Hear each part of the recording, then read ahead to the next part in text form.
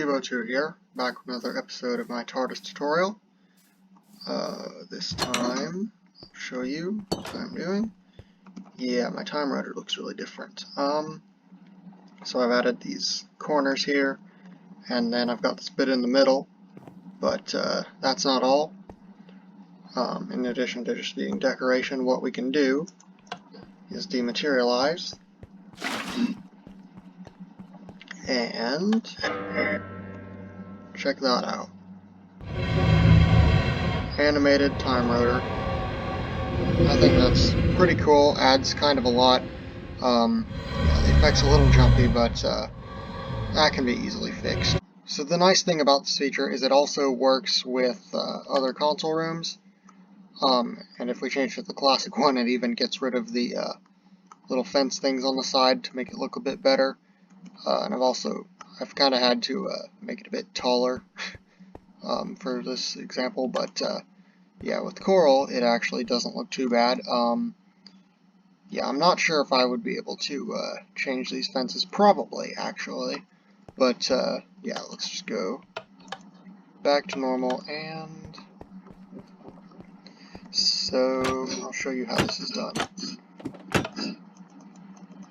So I've actually kind of ran out of space on this floor, so I've added another floor a bit further down, and it just kind of has this. So how does this work? Well, these are for the pillars on the time rotor, and it's just as simple as falling blocks being summoned. Yeah, it's that simple. It's literally exactly the same as like a chameleon circuit, so that's all you want to do for that. Very simple, and I won't go into detail because you could probably just look back at a chameleon circuit video. And then it's basically all these are activated when there's a stone pressure plate on the console. So I don't know if you noticed, but if we go back up to the top, you can see I've added this new pressure plate right here. It doesn't do anything, but basically I don't have this. I have this in both the normal control room and the Coral one. I do not have this little pressure plate in the classic control room.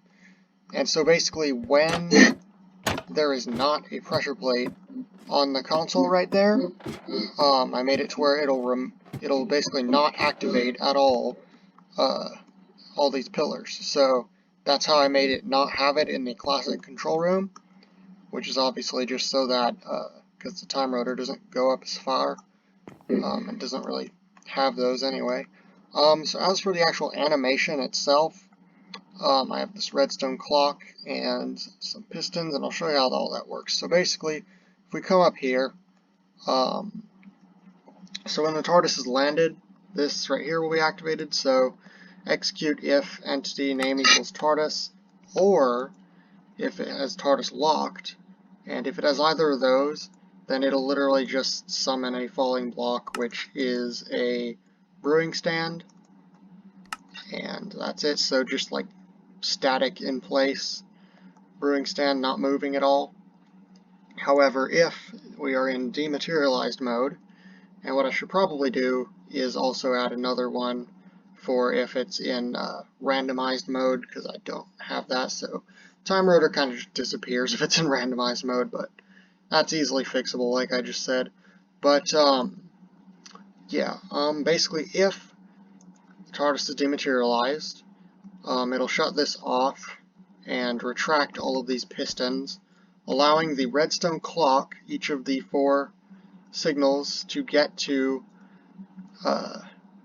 each of these command blocks, because it'll pull the pistons away, allowing the signal to get through. What do each of these command blocks do? Well, they just summon the brewing stand. This one's at 69.75, 69.5, then back up to 75, then back up to 70. So basically all it's doing is it'll activate basically one at a time, one, then the other, then the other, then the other. It'll pull the time rotor brewing stand, it'll summon them further down, and then back up again. And then further down, back up again. So basically that just creates the animation of it going up and down, basically. And I will show you that one last time. So let's just get dematerialized. There you go. It goes up and down, just like I said. And if we were to rematerialize, it would put down those pistons again, blocking the signal for the clock. I mean, yeah, that's really all there is to this. Just adds some bit more detail to the time rotor and a bit of a cool in-flight animation.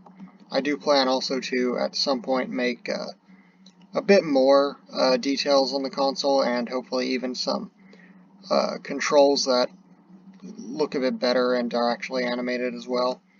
So yeah, that's basically all for this episode. I have been Tebow2.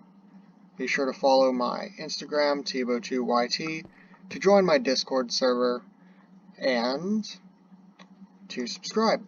That is all. See you all in the next video. Goodbye.